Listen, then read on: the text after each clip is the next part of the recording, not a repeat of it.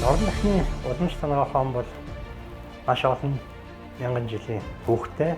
Тэр дотроо Монголын уламж санаа ухаан бол 5,000 жилийн өмнөөс хэрэгжилж ирсэн болохыг судлаач тогтоосон байдаг. Уламж санаа ухаанд бол маш олон урамлалын гаралтай түүхийдүүдийг бол жор найрагтай болон дангаар нь хэрэгжилсэн тийм ариун туршлагатай.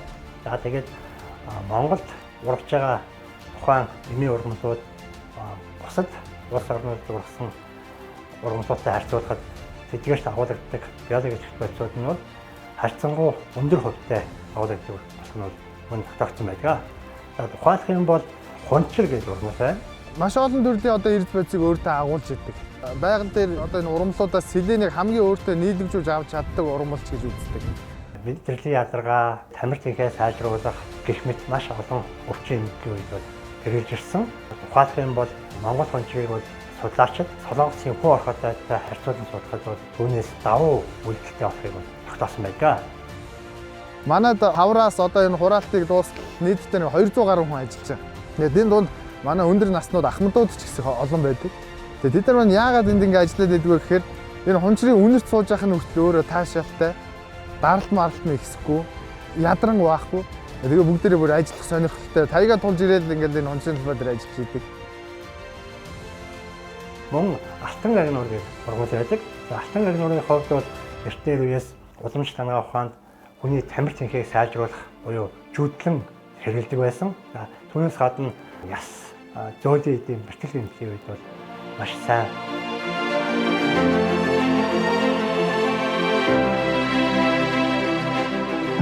Ургамлын ангаах шидтэй тайг хандмал.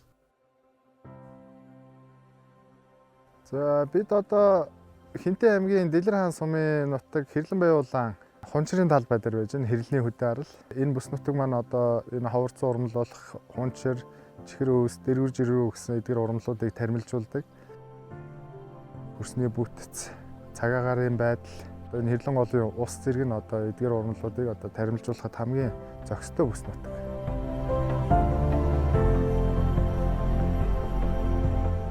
Энд тариас хунчрын одоо биологийн идэвхт нь бол маш өндөр гардаг.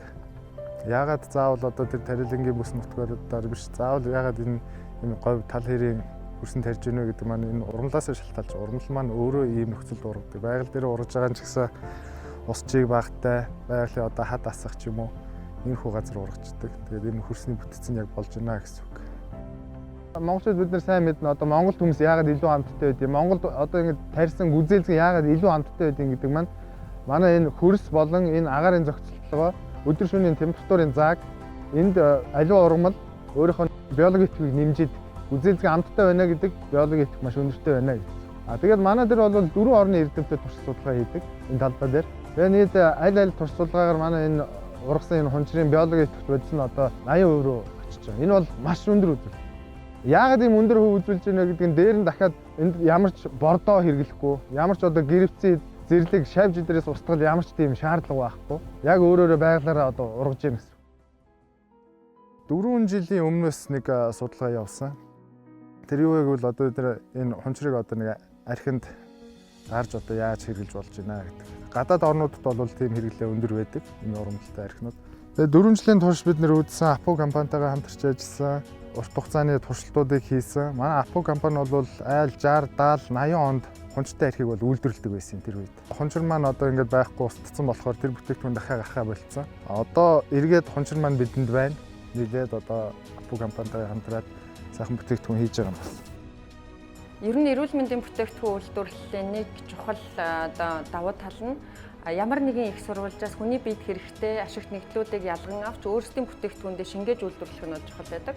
Тэгэхээр шингэн хүнс үйлдвэрлэлийн хувьд бол усан суурьтай, спиртэн суурьтай хандыг бид нар үйлдвэрлэлтэд ашиглаж байна. Хандмал бүтээгдэхүүн гэдэг маань өөрөө ямар утгатай вэ гэхээр хүний эрүүл мэндэд хэрэгтэй, нэн шаардлагатай энэ амин дэмүүдийг биологийн идэвхт нэгдлүүдийг өөртөө шингээсэн ийм эмчилгээний ач тустай ийм бүтээгдэхүүн байдаг. Усан суурьтай ханд гэдэг бол бидний одоо цайн төрлийн бүтээгдэхүүн үйлдвэрлэл маань өөрөө тухайн ургамал дагуулагдж байгаа шимт бодисыг бид нэр өдөр тутамдаа хэрэгжилж байна гэсэн үг. Үйлдвэрлэлийн удаан хугацаанд хадгалах үйлдвэрлэлийн бүтээгдэхүүний хувьд л спиртэн суурьтай хандыг ашиглах нь бол чухал байдаг.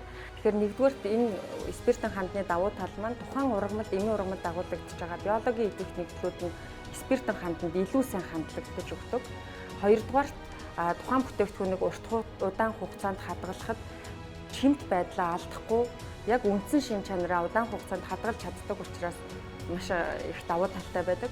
Спиртэн суурьтай хандыг бэлтгэх технологийн процесс нь бол тухайн ургамлынхаа шин чанараас хамаарат өндөр градусд хандлах, бага градусд хандлах гэсэн хоёр янзаар бэлтгэдэг. Тэгвэл бид нар энэ жил алтан гагнуур тайга, хунчирт тайга гэсэн хоёр бүтээгдэхүүнийг худалдаанд гаргасан байна. Энэ хоёр бүтээгдэхүүний онцлог маань гэх юм бол хунчирт тайга бүтээгдэхүүн маань бага градусд хандлагдсан эмчилгээний зориулалттай бүтээгдэхүүн байгаа.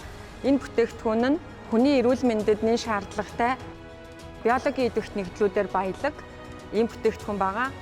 Алтан гагнуур тайга бүтээгдэхүүн маань өндөр градусд хандлагддаг. Тэгээд өндөр градусд хандлагдсан эмчилгээний бүтээгдэхүүн хэрэглэхэд хэцүү байдаг учраас бид тухайн бүтээгдэхүүнийг 33 градусын ханд болгон бэлтгэж худалдаанд гаргасан байгаа.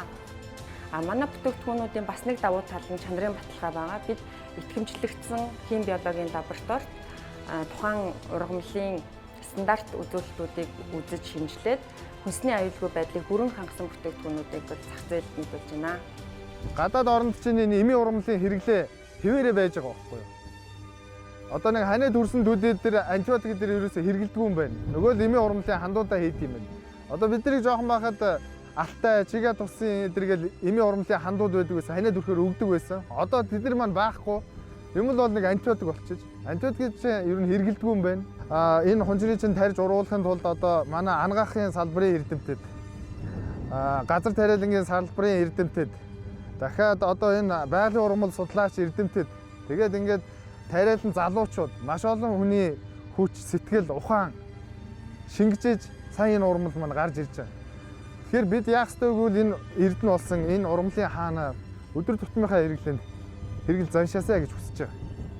Тэгэхээр энэ эмийн ургамлын ач тусыг эрт дээр үеэс монголчуудын өдөр тутмын хэрэглээндээ байсан энэ бүтээгдэхүүнийг шинэ бүтээгдэхүүн рүү шингээж үйлдвэрлэнэ гэдэг бол бидний бас бахархлын нэг байгаад байгаа. Монгол орны сурвалсан эмийн ургамлуудын ашигт шинжийг нь алдагдуулахгүйгээр бидний өвөг дээдсийн эрүүл мэндийн арвин мэдлэгт суйрлан Пүүх хувьцат компани 95 жилийн түүхтэй ханд бэлтгэх арга технологийн дагуу инновац шингэн онцгой технологи ашиглан хандмал архи бэлтгэх эртний сайхан уламжлалыг гээгдүүлэлгүйгээр зориулалтын торхонд хандлан 21 хоногийн турш боловсруулан бүтээсэн эрүүл мэндийг дэмжих алтан гагнуур тайга, хунчир тайга бүтээгдэхүүнүүдийг та амьдрал ахуйдаа тогтмол хэрэглэснээр мэдрэлийн ядаргаа, зүрх судасны өвчин, хоол боловсруулах тогтолцооны төрөл бүрийн эмгэгүүд, хурд хавдраг гэх мэт олон өвчин эмгэгүүдээс урьдчилан сэргийлэх бүрэн боломжтой юм. Ургамлын ангаах шидтэй алтан гагнуур тайга, хунчир тайга, хандмал